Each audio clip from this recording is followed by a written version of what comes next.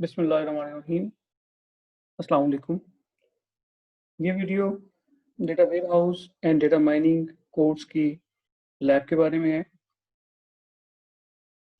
इस वीडियो में हम देखेंगे कि data warehouse and data mining की लैब के लिए किन-किन टूल्स की ज़रूरत है और हम किस बुक को फॉलो करेंगे।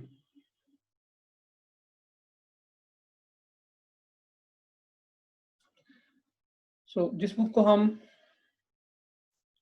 फॉलो करेंगे डेटा वेयरहाउस बनाने के लिए और डेटा माइनिंग अप्लाई करने के लिए, वो है Microsoft professional SQL server analysis services 2008 with MDX. इस बुक का लिंक आपको वीडियो की डिस्क्रिप्शन में अवेलेबल होगा, वहाँ से आप इसको डाउनलोड कर सकते हैं। ये बुक मोस्टली प्रैक्टिकल नेचर की है, जिसमें कॉम्प्रिहेंसिवली लैब के पॉइंट ऑफ व्यू से प्रैक्टिकल अप्रोच दी गई है डेटा वेयरहाउस बनाने के बारे में और उस पर एनालिसिस परफॉर्म करने के बारे में। इसका फर्स्ट पार्ट डेटा वेयरहाउस के इम्पोर्टेंट कॉन्सेप्ट्स के बारे में है, which are really important to understand data warehouse. इसके फर्स्ट पार्ट के फर्स्ट चैप्टर में बेसिक कॉन्सेप्ट्स हैं एंड सेकंड चैप्टर में से हमारा बेसिकली जो प्रैक्टिकल वर्क है वो स्टार्ट हो रहा है। So if you move towards the second chapter,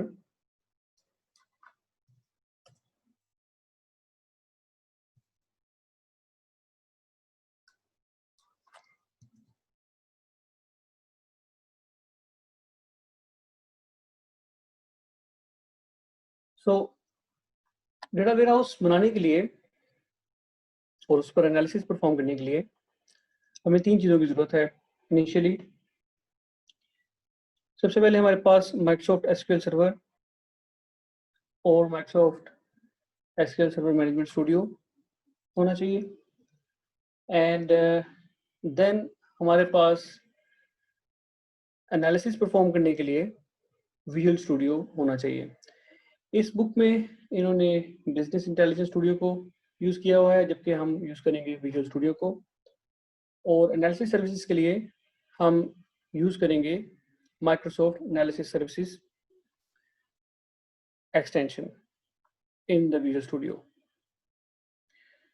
इस वीडियो के अलावा ऑलरेडी 3 वीडियोस अपलोडेड हैं इसी data warehouse and data mining के प्लेलिस्ट में, जिसमें एसक्यूएल सर्वर मैनेजमेंट स्टूडियो और एसक्यूएल सर्वर को इंस्टॉल करने का तरीका बताया गया है और माइक्रोसॉफ्ट विजुअल स्टूडियो को इंस्टॉल करने का तरीका बताया गया है और एनालिसिस सर्विसेज के एक्सटेंशन को विजुअल स्टूडियो में ऐड करने का तरीका बताया गया है।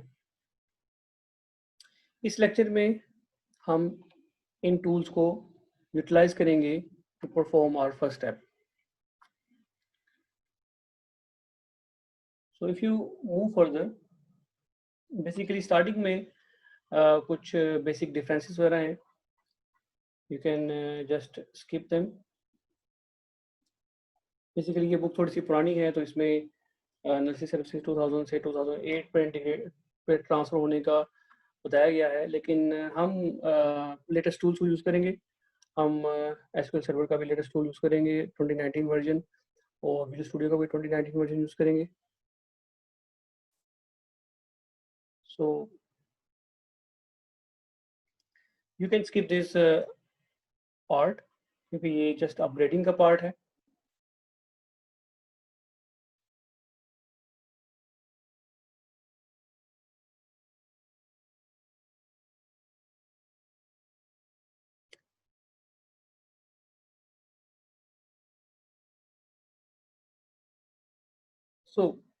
यहाँ से if you see carefully, then page number 35 से आपका जो टेक्निकल काम है उसका स्टार्ट हो रहा है। So what is the first part कि हमने बिजनेस इंटेलिजेंस स्टूडियो में, या अपने जो विजुअल स्टूडियो यूज़ करना है, उसमें हम एक एनालिसिस सर्विसेज का प्रोजेक्ट कैसे बना सकते हैं। उससे पहले आप विजुअल स्टूडियो इंस्टॉल स्टार्ट कीजिए।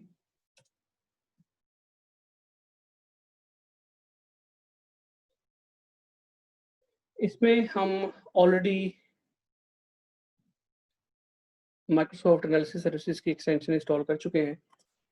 सो आप क्रिएट न्यू प्रोजेक्ट पे क्लिक करेंगे। यहाँ आप सर्च कीजिए, एनालिसिस लिखिए, तो आपके पास लिस्ट में आ रहा होगा analysis services multi dimensional and data mining project. इस पर आप क्लिक करके नेक्स्ट कीजिए, सूटेबल नाम दीजिए अपने प्रोजेक्ट को और क्रिएट पे क्लिक कर दीजिए।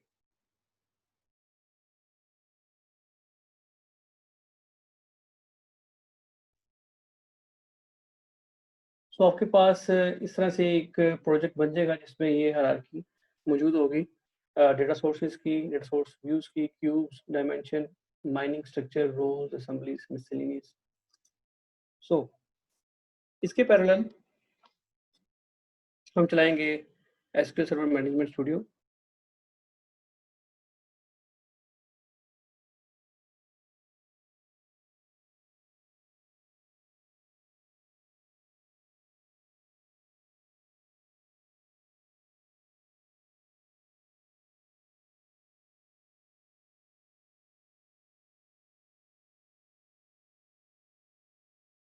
सो इसमें आप अपने सर्वर के साथ, जो भी आपके लोकल पीसी पे आपका सर्वर है, एसक्यूएल सर्वर, उसके साथ आप इसको कनेक्ट कीजिए। ओके, अब हमने, हमारा जो नेक्स्ट स्टेप है वो ये है कि हमने इसके अंदर एक डेटाबेस लोड करना है। सो अगर आप अगेन बुक को फॉलो करें,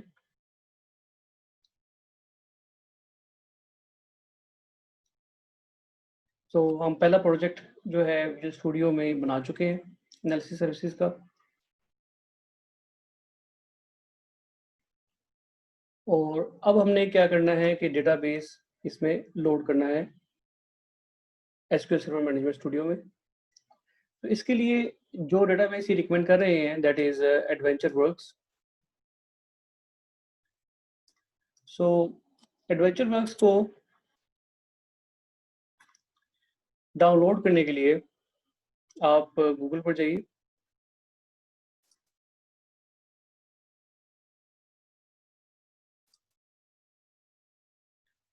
यहाँ पर आप एडवेंचर वर्क्स लिखेंगे।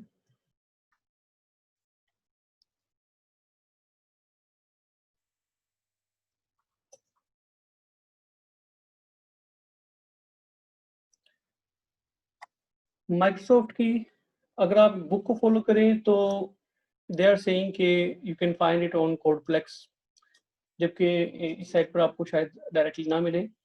अगर आप साइट पर जाएंगे भी तो वहाँ पर भी यही मैसेज आएगा कि इसको मूव कर दिया गया है ऑन गिटहब।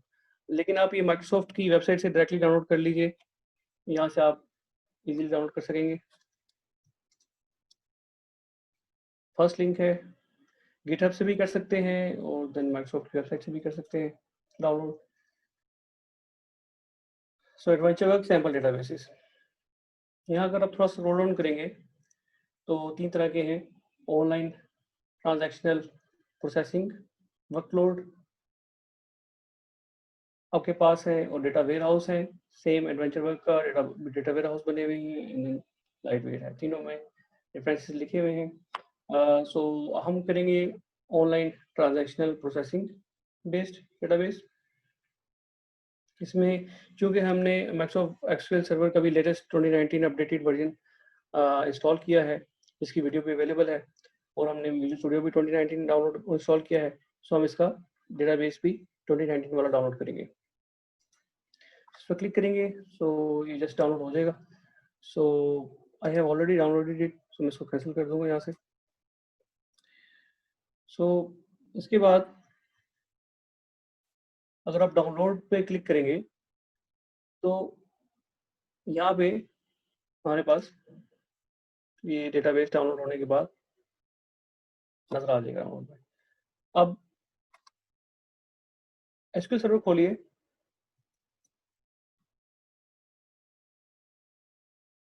यहाँ डेटाबेस पे राइट क्लिक कीजिए और यहाँ पे आप रेस्टोर डेटाबेस पे क्लिक करेंगे।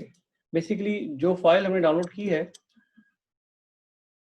This is backup file. So backup file को रेस्टोर करने के लिए आप डेटाबेस के ऊपर राइट क्लिक करके रेस्टोर पे क्लिक करेंगे, रेस्टोर डेटाबेस पे। ओके, यहाँ से आप डेटाबेस डिवाइस पे क्लिक कीजिए एंड देन दी 3 डॉट्स, यहाँ पर आप फाइल ऐड कीजिए। तो ये जो लोकेशन आपको दे रहे हैं बेसिकली यहाँ पर आपने वो फाइल कॉपी पेस्ट करनी है। सो आप इस लोकेशन को कॉपी कर लीजिए और जस्ट आप इसमें पेस्ट करें। सो ये लोकेशन खुल चुकी है। तो इस लोकेशन पर आप जो बैकअप फाइल आपने डाउनलोड की है उसको आप कॉपी कर दें।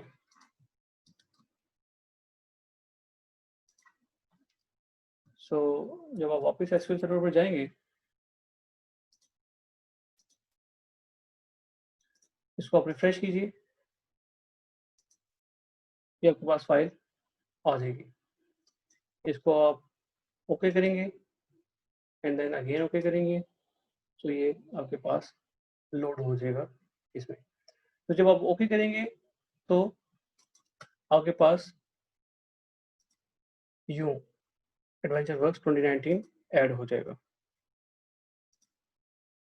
So you can expand it, you can see its tables, सारे टेबल आपके पास हैं। ओके, सो इस स्टेप तक हमने डेटाबेस को सक्सेसफुली लोड कर लिया है माइक्रोसॉफ्ट एसक्यूएल सर्वर में। Now come back to the book. So we have done this part, analysis services का प्रोजेक्ट वीएस स्टूडियो में क्रिएट कर चुके हैं। और नाउ अब हमारे पास आता है हमारा first step, that is creating a data source. Data source create करने के लिए आप आएंगे अपने विजुअल स्टूडियो पर। यहाँ पर आप डेटा सोर्स आपको नजर आ रहा है, हायरार्की में फर्स्ट नंबर पे है। सो इसके ऊपर राइट क्लिक करेंगे और न्यू डेटा सोर्स पे क्लिक करेंगे। नेक्स्ट पे प्रेस करेंगे।